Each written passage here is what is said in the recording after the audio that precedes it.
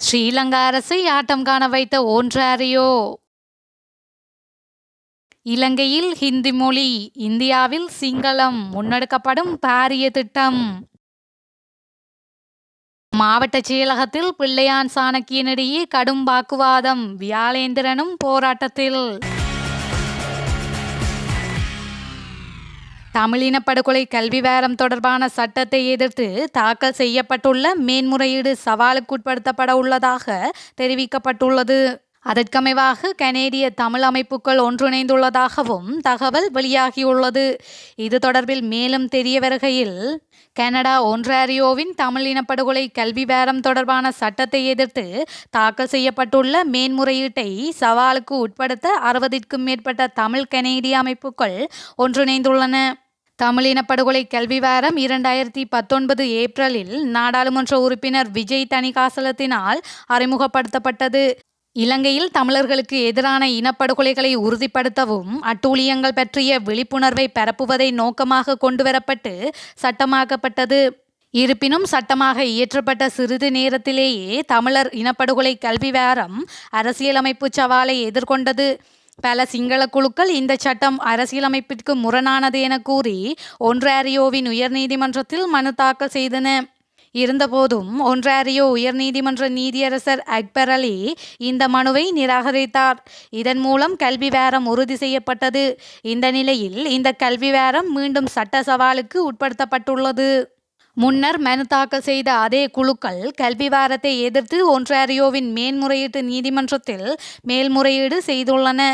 இதனையடுத்து கடந்த வார இறுதியில் கனேடிய தமிழர்களின் தேசிய சபை, தமிழர் இளைஞர் அமைப்பு, கனேடிய தமிழிளைஞர் கூட்டமைப்பு மற்றும் கனேடிய தமிழ் கல்வியகம் உட்பட 60 அமைப்புகள் நிகழ்வு ஒன்றை நடத்தியுள்ளன. நிகழ்வின் இறுதியில் வெளியிடப்பட்ட ஒரு அறிக்கையில், வரலாறு மீண்டும் மீண்டும் நினைவூட்டுவது போல் குற்றவாளிகள் எப்போதும் இனப்படுகொலைகளை மறுத்துள்ளனர். இது தமிழ் இனப்படுகொலை கல்வி வாரத்தை மையமாக கொண்ட யோசனை 104 இலக்காக கொண்டு திட்டமிடப்பட்ட முயற்சியாகும்.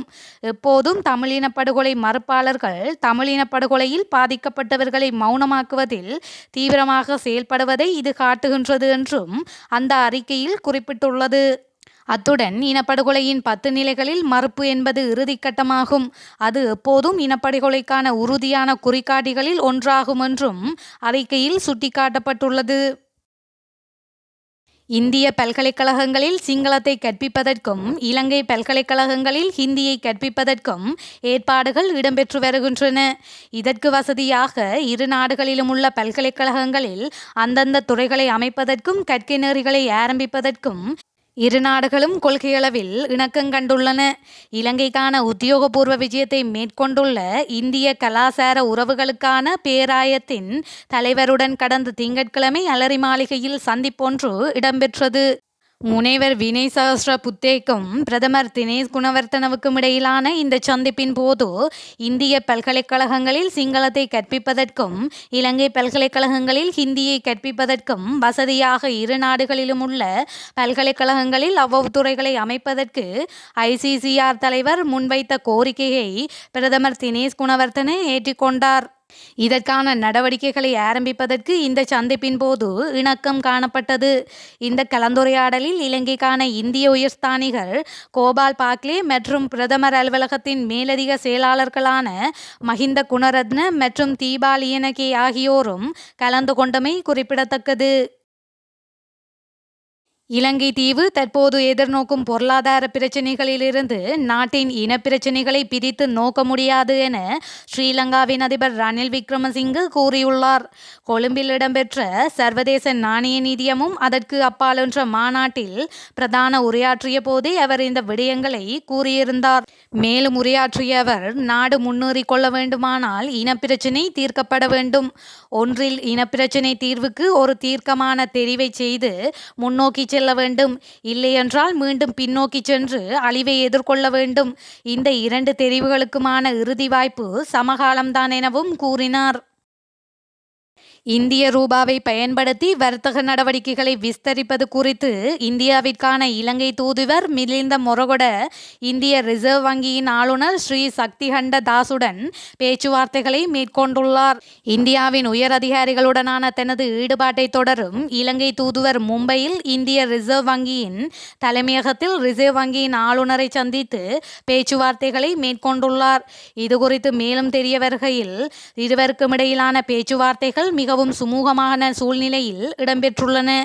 இருதரப்பு பொருளாதார ஒத்துழைப்பு உட்பட பல விடயங்கள் குறித்து ஆராயப்பட்டதாக இலங்கை தூதுவர் தெரிவித்துள்ளார். இலங்கையின் பொருளாதார ஸ்திரத்தன்மையை உறுதி செய்வதற்கான இந்தியாவின் உதவிகளிற்கு இந்த சந்திப்பில் மிலிந்த மொரகொட நன்றியை தெரிவித்துள்ளார்.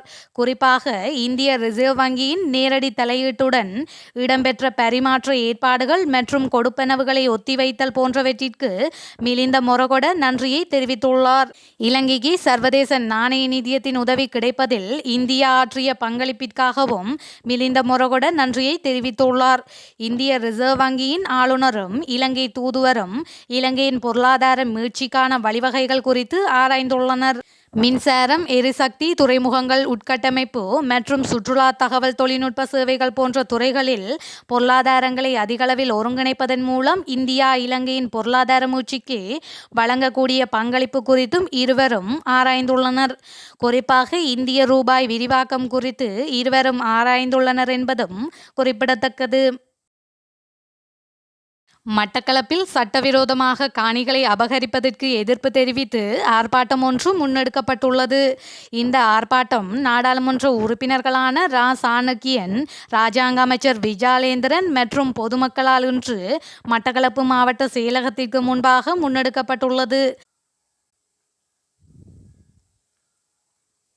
மக்களையும் மக்கள் பிரதிநிதிகளையும் புறந்தள்ளி மக்களின் பிரச்சினைகளை கணக்கில் எடுக்காது நடைபெற்ற மட்டக்களப்பு மாவட்ட அபிவிருத்தி குழு கூட்டம் பல சர்ச்சைகளை ஏற்படுத்தி வருவதாக தெரிவிக்கப்படுகின்றது. இதன்போது தமது வயல் காணிகளை விட்டுக் கொடுக்க முடியாது என போராட்டத்தில் ஈடுபட்டவர்கள் தெரிவித்துள்ளனர். இதன்போது மயில்தமடு மாதவனை பிரதேச பண்ணையாளர் பிரச்சினை, மணல் அனுமதி பத்திரம் வழங்கல் தொடர்பான பிரச்சினைகள், வாகரை கடற்தொழிலாளர்கள் பிரச்சினை, காணிகளை தொடர்பான பிரச்சினைகள் உள்ளிட்ட பல்வேறு மக்கள் பிரச்சினைகளை ஆர்ப்பாட்டத்தில் ஈடுபட்டவர்கள் முன்வைத்துள்ளனர். இந்நிலையில் இந்த விடயம் தொடர்பாக ஆராய வேண்டிய மட்டக்களப்பு மாவட்ட அபிவிருத்தி குழு கூட்டம் இவற்றையெல்லாம் கணக்கிடாது பிரச்சினைகளை தெரிவிக்க வந்த பொதுமக்களையும் பொதுமக்களுக்காக குரல் கொடுக்க வந்த இராஜாங்க அமைச்சர் வியாலேந்திரன், நாடாளுமன்ற உறுப்பினர் சாணக்கியன் மற்றும் ஊடகவியலாளர்களை மாவட்ட செயலகத்திற்கு வெளியே வைத்து பூட்டியுள்ளதாக தகவல்கள் வெளியாகியுள்ளன. இந்நிலையில் மாவட்ட அபிவிருத்தி குழு தலைவர் பிள்ளையானும் மாவட்ட அரசாங்க அதிபர் அதிகாரிகளும் இணைந்து அபிவிருத்தி குழு கூட்டத்தை நடத்தியதால் மாவட்ட செயலகத்திற்கு வெளியே பெரும் அமளி துமளி ஏற்பட்டுள்ளமை குறிப்பிடத்தக்கது. இன்று காலை ஆரம்பிக்கப்பட்ட மட்டக்களப்பு மாவட்ட அபிவிருத்தி குழு கூட்டத்தில் தங்களது பிரச்சினைகளை முன்வைப்பதற்காக வருகை தந்த பொதுமக்கள் மற்றும் மக்கள் பிரதிநிதிகளை புறந்தள்ளி, அதுவும் இராஜாங்க அமைச்சர், நாடாளுமன்ற உறுப்பினர்களை வெளியில் வைத்து பூட்டிவிட்டு மாவட்ட அபிவிருத்தி குழு தலைவரும் மாவட்ட அரசாங்க அதிபரும் இணைந்து சர்வதிகார போக்குடன் அபிவிருத்தி குழு கூட்டத்தை நடத்தியுள்ளதாக தெரிவிக்கப்படுகின்றது. வெளியே போராட்டத்தில் ஈடுபட்ட பொதுமக்களுக்கும் போலீசாருக்கும் இடையே ஏற்பட்ட தள்ளுமுள்ளினால் பெண் ஒருவர் வைத்தியசாலையில் அனுமதிக்கப்பட்டுள்ளமையும் குறிப்பிடத்தக்கது. அண்மைய ஆண்டுகளில் நாடுகளுக்கிடையிலான பூசல்கள் அதிகரித்துள்ள நிலையில் அணுவாயுத பயன்பாடு தொடர்பிலான சிந்தனைகளும் உலக மக்கள் மத்தியில் பாரிய பதற்றங்களை ஏற்படுத்தி வருகின்றது. உக்ரைன் மற்றும் ரஷ்ய யுத்தமும் மேலும் அணுவாயுத பதற்றத்தை தீவிரப்படுத்தியுள்ளது. இந்த நிலையில் உலக நாடுகளிடமுள்ள மொத்த அணுவாயுதங்களின் எண்ணிக்கை கடந்த ஆண்டு பெருமளவில் உயர்ந்துள்ளது. இந்த உயர்வுக்கு ரஷ்யா மற்றும் சீனாவின் பங்களிப்பு பெருமளவில் உள்ளதாக அணு ஆயுத தடை மற்றும் கண்காணிப்பு மையம் எனும் அமைப்பு வெளியிட்டுள்ள ஆய்வில் தெரிவிக்கப்பட்டுள்ளது. உலகம் முழுவதிலும் 9575 அணு ஆயுத கட்டமைப்புகள் இருப்பதாக இந்த ஆய்வில் கூறப்பட்டுள்ளது. இதன் மொத்த சக்தியானது இரண்டாம் உலகப் போரில் ஜப்பானின் ஹிரோஷிமா நகரில் வீசப்பட்ட அணுகுண்டின் ஆற்றலை விட 1,35,000 மடங்கு அதிகமாகும். இவை யாவும் எந்த நிலையிலும் தாக்குவதற்கு தயார் நிலையில் உள்ளவை எனவும் குறிப்பிடப்பட்டுள்ளது. அணு ஆயுதங்களின் எண்ணிக்கை அதிகரித்து வருவது தொடர்பில் உலகளவில் அதிர்ச்சியையும் பெரும் கவலையையும் ஏற்படுத்தியுள்ளது.